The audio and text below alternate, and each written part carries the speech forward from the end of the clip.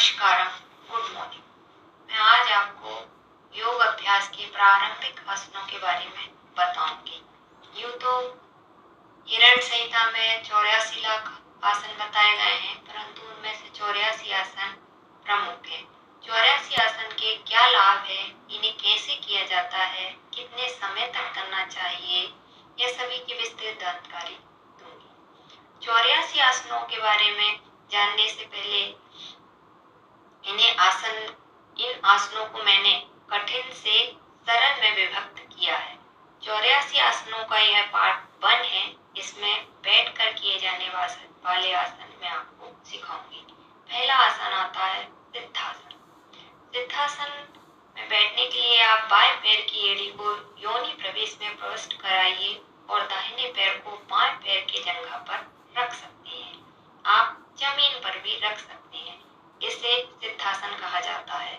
इस आसन में लोग मूल बंद, जालंधर बंद, उद्यान बंद बनाकर लगाते हैं। सिद्धासन के लाभ।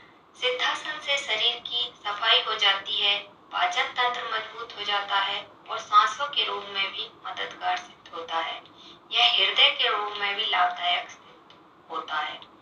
शुक्र दोष दूर हो जाता है और इंसान जवान बना रहता है।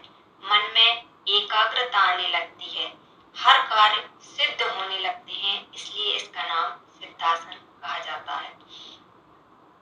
ध्यान इससे जल्दी से जल्दी सिद्ध हो जाता है। सेकंड आसन आता है पद्मासन।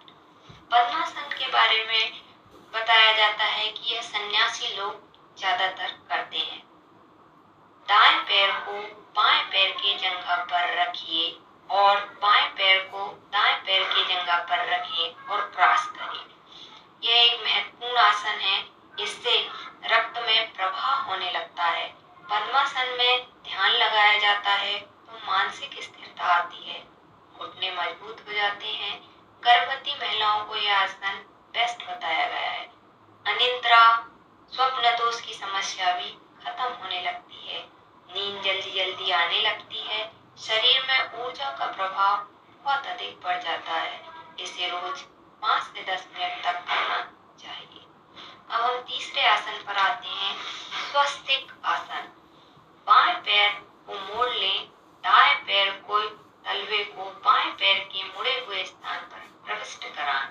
बाएं पैर के मुड़े हुए स्थान पर लगा दें, जिससे दोनों पैर एक दूसरे से क्रॉस करते हुए पैरों के मूल स्थान पर लगा दिए जाते हैं।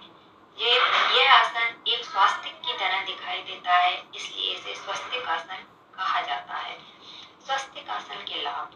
यह सातों चक्रों को बैलेंस में रखने का काम करता है।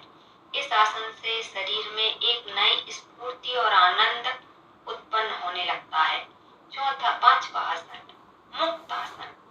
दाहिने पैर को बाएं पैर पर रखते हैं और शरीर को सीधा रखते हैं। हाथों को नीचे से खुला छोड़ देते हैं और ध्यान आज्ञा चक्र पर लगाते हैं। यह शरीर को मुक्त अवस्था में रखकर विचार शून्य में हो जाता है। इसे ध्यान में प्रयोग किया जाता है। शरीर को विचारों से मुक्त करना ही मुक्त आसन है। आसन करने का मुख्य कारण यह है कि ध्यान लगाना। किसी को वज्रासन पे, किसी को सुखासन में, किसी को पद्मासन में ध्यान लगाना पसंद होता है। जो भी साधक इनमें से किसी भी आसन में देर तक बैठता है, वह आसन सिद्ध हो जाता है। अगला आसन आता है अग्नि स्तंभ आसन। यह अग्नि स्तंभ आसन, एक पैर को दूसरे पैर के ऊपर रखना है और दोनों हाथों को जमीन पर पीछे की तरफ स्पर्श कराना है।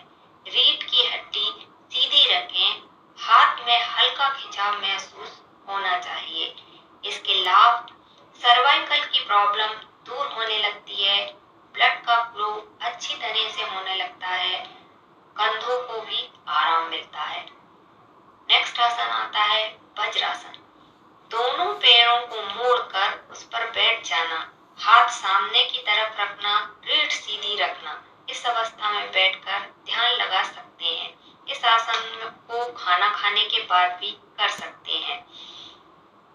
इस आसन से पाचन शक्ति बहुत मजबूत हो जाती है और खाना डाइजेस्ट होने लगता है। इस आसन को खाना खाने के बाद 15 मिनट के लिए जरूर करना चाहिए। नेक्स्ट आसन आता है सुखासन। सुखासन दो तरीके से किया जाता है।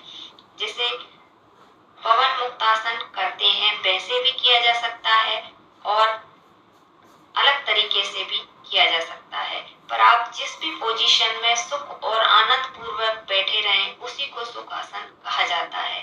एक पैर को दूसरे पैर के ऊपर रखकर जमीन पर रखें, मुक्त अवस्था पर छोड़ दें, रिलैक्स अवस्था में बैठें। सुखासन में बैठे में लंबे समय तक ध्यान लगाया जाता है। ध्यान के फायदों को महसूस कर सकते हैं। ऊर्जा का संचालन हो सकता है। सुखासन के लाभ, इससे ऊर्जा का संचालन होता है, शरीर एक्टिवेट होने लगता है। नेक्स्ट आसन आता है गोमुख आसन। एक पैर को मोड़कर दूसरे पैर के ऊपर रख लीजिए।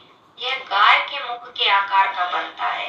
एक घुटना दूसरे घुटने के ऊपर रखा जाना चाहिए और जो पैर ऊपर है वही हाथ पीठ की तरफ घूम जाए और दूसरे हाथ को पीठ की तरफ घुमाया जाए और दोनों हाथों को पकड़ लिया जाए। इसी को गोमुख आसन बोलते हैं। ध्यान में इसका प्रयोग किया जाता है। इस आसन के लाभ, शरीर को सुडौल बनाता है, शरीर की चर्बी को हटाता है, यह वजन को कम करता है, शरीर को आकर्षक और सुंदर बनाता है। यह मधुमेह के लिए बहुत ज्यादा लाभदायक है। यह महिलाओं के लिए भी बहुत ज्यादा लाभकारी है। 15 से 20 मिनट तक इस आसन का अभ्यास करें। यह 84 आसनों का पहला पार्ट था, जिसमें आपको बैठ के किए जाने वाले आसन के बारे में मैंने आपको बताया है। 84 आसनों को बैठ के किए जाने में आप ध्यान लगा सकते हैं। इन्हें ध्यान लगाने वाला आसन भी कहा जाता है। यह सभी के लिए लाभकारी है। आपको मेरा वीडियो कैसा लगा? अगर आपको वीडियो पसंद आ रहा है तो प्लीज इसे लाइक करें, सब्सक्राइब करें और बेल आइकन को दबाना ना भूलें। नमस्कार।